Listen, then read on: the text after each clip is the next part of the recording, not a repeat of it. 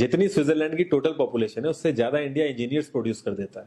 उसके बाद भी रिसर्च एंड इनोवेशन में स्विट्जरलैंड नंबर 1 पे है। इंडिपेंडेंस के बाद से रिपब्लिक ऑफ इंडिया ने 0 नोबेल लॉरियट्स प्रोड्यूस किए इन साइंस। यूएसए ने 100 प्लस कर दिए। ASER की रिपोर्ट के हिसाब से 83% एजुकेटेड इंडियंस एम्प्लॉयबल ही नहीं है। और ये जो सुंदर पिचाई सत्या नदेला की हम बात करते हैं, इन्होंने भी आगे चल के अपनी एजुकेशन बाहर से ही करी है। और ये सारी चीजें जो मैं बोल रहा हूँ ना, इसका रूट कॉज फाइंड आउट करने के लिए हमें थोड़ा सा पीछे जाना पड़ेगा। जब ब्रिटिशर्स हम पे रूल कर रहे थे तो ईस्ट इंडिया कंपनी के सामने 2 मेजर चैलेंजेस थे। एक कम्युनिकेशन विद इंडियन, दूसरा वर्कर्स और क्लर्क्स की बहुत जरूरत थी उन्हें। फिर थॉमस बेविंगटन मैकॉय ने हमें इंग्लिश एजुकेशन एक्ट ऑफ 1835 दिया, जिससे उनके दोनों पर्पस पूरे हुए। पहला, उनको बंदे चाहिए थे जो चुपचाप डेस्क पे बैठे, अपना काम करें, क्वेश्चंस ना करें और ज्यादा क्रिएटिव ना हो। Second, communication in English.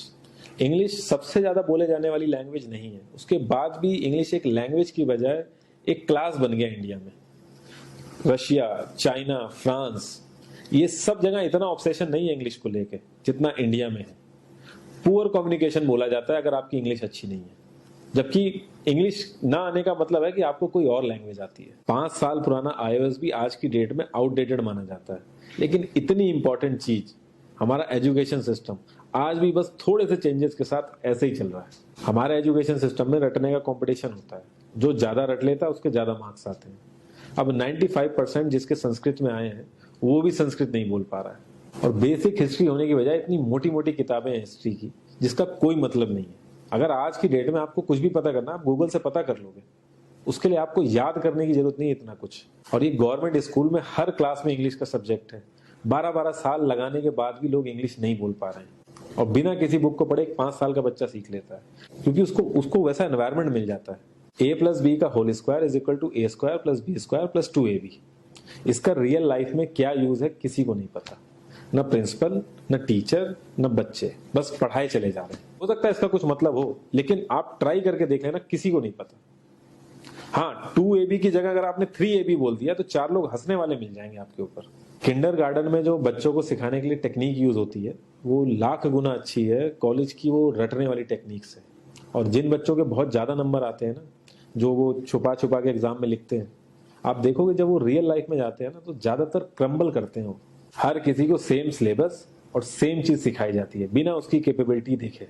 और क्रिएटिविटी का तो दूर दूर तक मतलब नहीं होता। अब एक लाइन से आप शेर, मछली, सांप, हाथी सबको लाइन से खड़ा कर दो और उनसे कहो पेड़ पे चढ़ो, उनको तो जिंदगी भर यही लगेगा ना कि वो तो किसी काबिल ही नहीं है। और द्रोणाचार्य ने भी पांडवों को उनकी स्किल सेट के हिसाब से उनको चीजें सिखाई, सबको एक ही चीज नहीं सिखा दी। और हमारे एजुकेशन सिस्टम में ज्यादा ऑप्शंस भी नहीं है। सबसे ऊपर साइंस, फिर कॉमर्स, और सबसे नीचे जाके कहीं नंबर आता है आर्ट्स का। आर्ट्स लेने वाले को तो लोग इतना हल्के में लेते हैं जैसे वो किसी काम का ही नहीं है। हर माँ बाप को तो इंजीनियर या डॉक्टर ही बनाना है। कॉलेज वाले अगर एक्स्ट्रा कोर्स रख भी देते हैं तो माँ बाप एंट्री नहीं कराएंगे, तो वो सारा पैसा बर्बाद होगा कॉलेज का। तो ऑप्शंस कहाँ से आएंगे? और बचपन से ही आपकी ट्रेनिंग स्टार्ट हो जाती है। माँ बाप, भाई बहन, रिलेटिव सब ये समझाते हैं अगर आपके मार्क्स नहीं आए और जॉब नहीं लगी तो आपकी जिंदगी बेकार। और लाइफ की क्रिएटिविटी को आप रखते हो साइड में, और ये अच्छे मार्क्स और अच्छी जॉब पाना आपका सपना बन जाता है। अब ये सपना पूरा हो जाता है तो बहुत बढ़िया है, दूसरे को जेलस फील कराओगे, नीचा फील कराओगे। और इस छोटी सी उम्र में अगर सपना टूट जाता है तो सेल्फ डाउट में आ जाओगे। इतना बाहर वाले आपको नीचा नहीं समझेंगे जितना आप खुद की नजरों में गिर जाओगे। आप किसी भी 4-5 सक्सेसफुल आदमियों के बारे में सोच के देखिए जिन्हें आप बहुत सक्सेसफुल मानते हो या जिनकी तरह लाइफ आप जीना चाहते हो। मैं ये कह सकता हूं कि वो इस एजुकेशन सिस्टम की वजह से तो सक्सेसफुल नहीं होंगे, चाहे वो जो भी हो। धीरू भाई अंबानी, विराट कोहली, आमिर खान, नरेंद्र मोदी, ये सब हमारे इस करंट एजुकेशन सिस्टम के ट्रैप में नहीं फंसे। इन्होंने खुद सीखा, खुद एजुकेट हुए और खुद आगे बढ़े। किसी कंपनी के सीईओ को अगर ये कहा जाए कि आप अपनी कंपनी के सारे डिपार्टमेंट में इंटरव्यू दीजिए, तो कोई गारंटी नहीं है कि वो सारे डिपार्टमेंट के इंटरव्यू निकाल लेगा।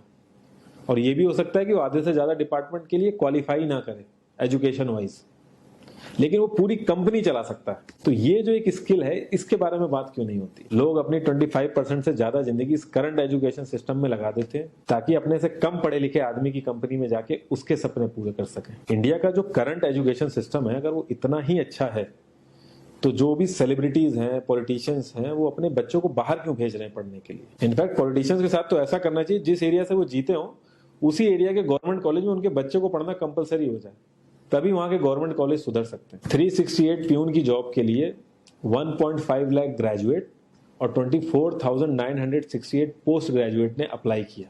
मैं आईएएस पीसीएस की तो बात नहीं करता हूँ, वो तो एक पैशन की बात होती है, लेकिन कुछ लोग 5-5, 6-6 साल से तैयारी कर रहे हैं कि कोई भी गवर्नमेंट जॉब मिल जाए उन्हें। उनसे पूछोगे क्यों ऐसे इतने टाइम से लगे हुए हो, तो वो एक ही चीज बोलेंगे कि जॉब सिक्योर है। मतलब आप काम नहीं भी करोगे तो आपको निकाला नहीं जाएगा।